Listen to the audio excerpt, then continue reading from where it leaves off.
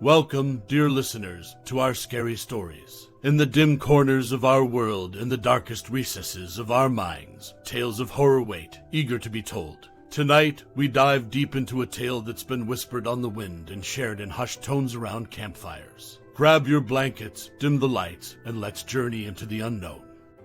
The evening's gentle embrace clung to the small town near Labyrinth Grove, where tendrils of fog curled around ancient oaks, their leaves a riot of oranges, reds, and browns. The wind carried a whisper, a memory of ages gone, that rustled the trees and hinted at stories untold. Jack, Mia, Leo, and Clara sat in a clearing, their faces intermittently lit by the dancing flames of a campfire. Shadows loomed large, playing on the trees, turning each into a silent spectator. The scent of burning wood mixed with the earthiness of fallen leaves, filling their senses. The night was alive, and the distant hoot of an owl was its pulse. Clara's voice, soft but insistent, wove tales of haunted houses and ethereal apparitions. Every now and then, Mia would chime in, adding her own embellishments. Jack, ever the skeptic, would snort in disbelief, while Leo's eyes sparkled with mischief. Suddenly, the snap of a twig interrupted them. Emerging from the mist was Mrs. Donovan, an old local with skin etched by time and silver hair that cascaded down her back. She had the appearance of one who held secrets, and tonight she seemed inclined to share one.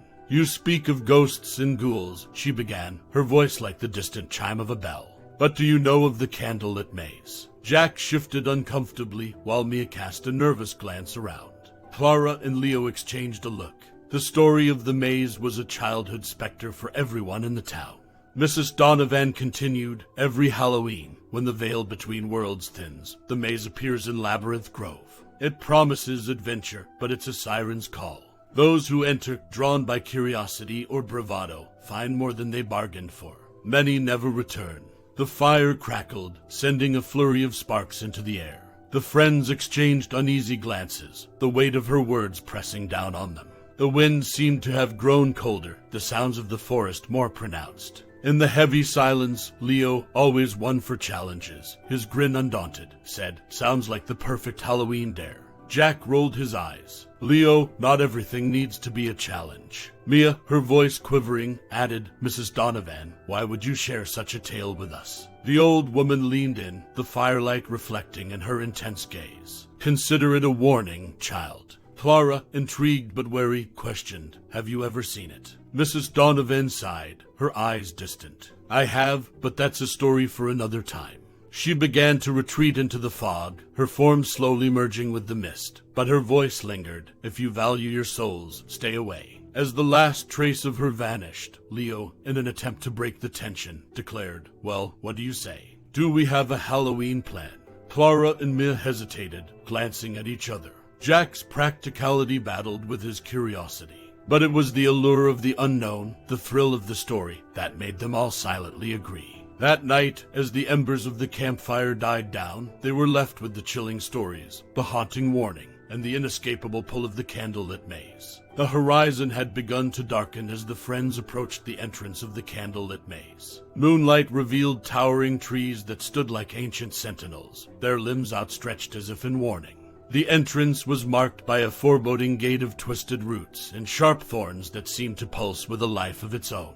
The quartet exchanged nervous glances. This wasn't a tale spun around a campfire anymore. Before them lay the embodiment of every legend they'd heard. Jack clicked on his flashlight, the beam cutting through the evening mist. "Are we sure about this?" Leo, ever the daredevil, smirked. "Scared, Jack." Jack snorted, "Just being sensible." Mia and Clara took a moment to marvel at the hundreds, if not thousands, of candles that lined the maze. They emanated a soft, warm glow, contradicting the chill they all felt. But what was more unsettling was the absence of wind within the maze confines. Even the trees at its border rustled with the evening breeze, but inside, the air was still, as if time itself paused. Taking a deep breath, Clara stepped forward. Together, the friends nodded in agreement and, side by side, they ventured into the maze. But no sooner had they taken their first steps than they noticed the unsettling reality. The entrance they'd just passed through had disappeared, replaced by an ever-extending pathway. The walls of the maze shifted subtly, like the heartbeat of some great beast. Mia's voice trembled. "The paths, they're moving."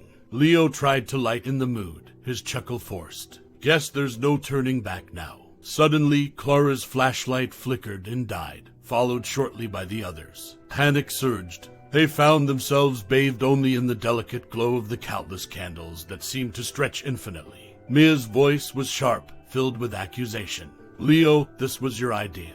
We shouldn't have come. Leo retorted defensively. How was I supposed to know this would happen? Jack was on board too.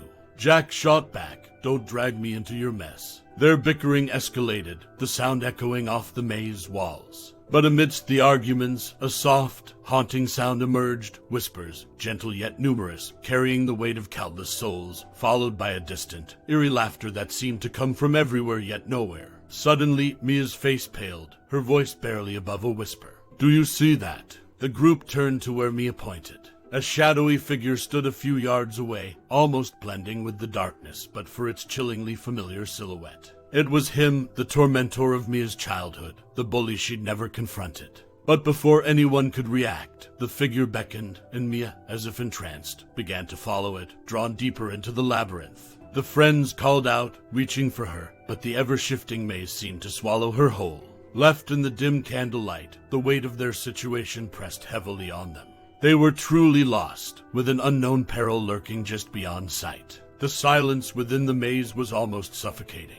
Jack shouted Mia's name, his voice echoing eerily through the winding paths, but each call seemed to be swallowed by the very walls themselves. It was as if the maze was alive, reacting and responding to their deepest fears. We can't just stand here, Leo stated, his usual bravado only slightly cracked. We should split up. We'll cover more ground that way and find Mia quicker. Clara hesitated. Are you sure that's wise? What if we get lost, or what? Leo interrupted. Or face whatever is in here, Jack concluded, the realization hitting him.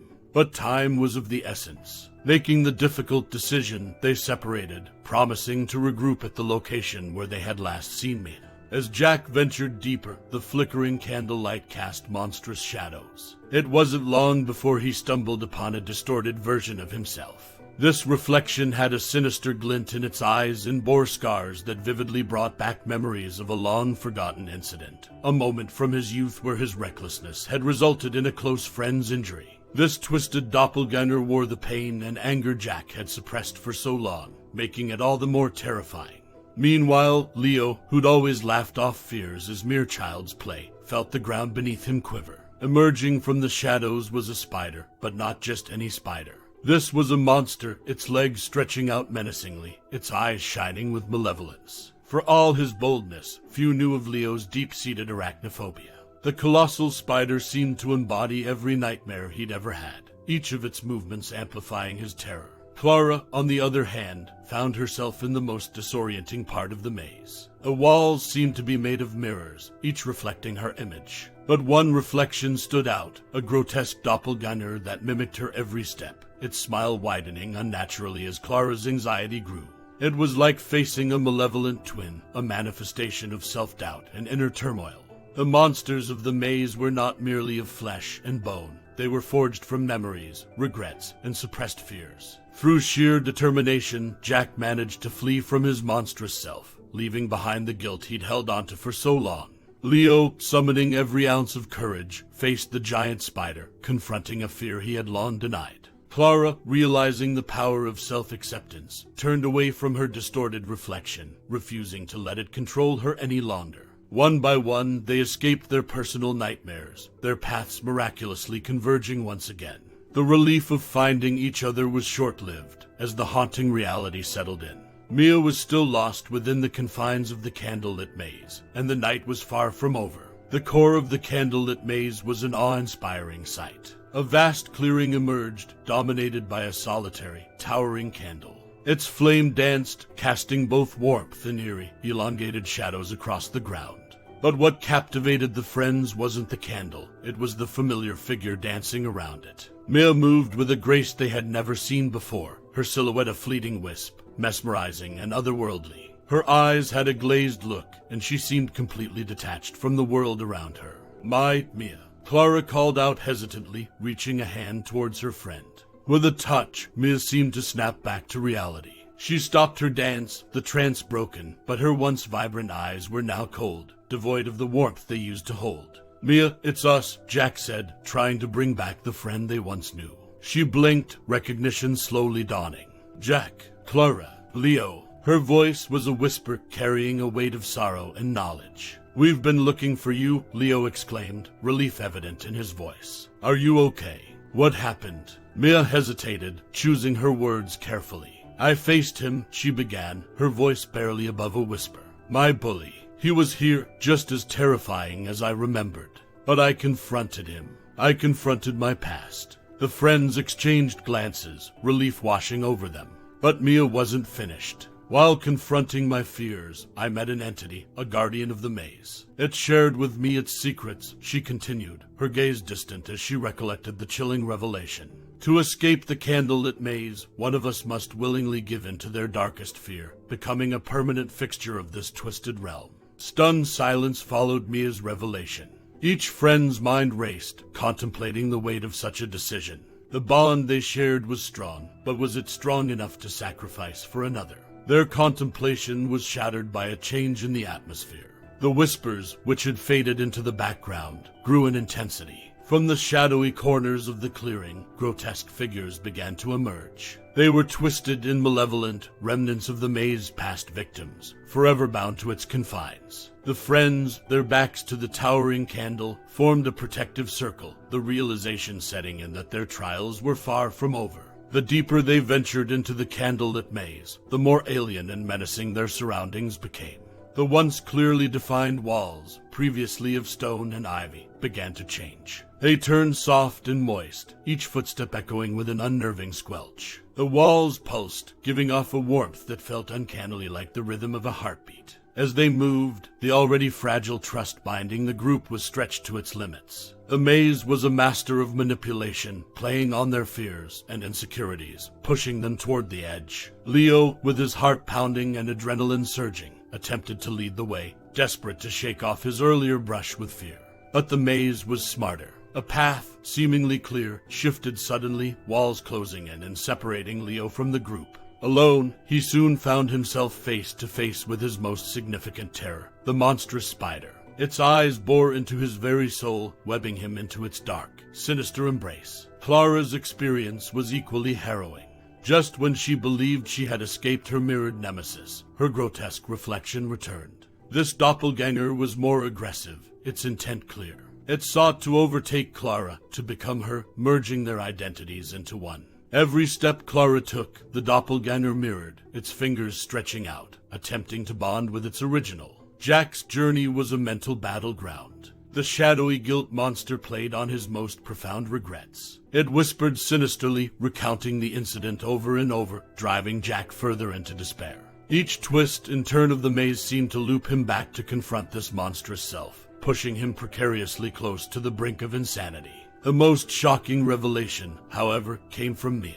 As they trudged on, Jack and Clara, wearied and mentally drained, began to notice Mia's increasingly detached demeanor. As if in a trance, she led them with a confidence that felt out of place, given their surroundings. It was in a particularly confined section, where the pulsating walls seemed almost suffocating, that her true intentions became clear. Turning to face her friends, the familiar warmth in her eyes was gone, replaced with an icy void. I've chosen my path, she whispered, her voice devoid of emotion. Before Clara or Jack could react, the maze shifted once again.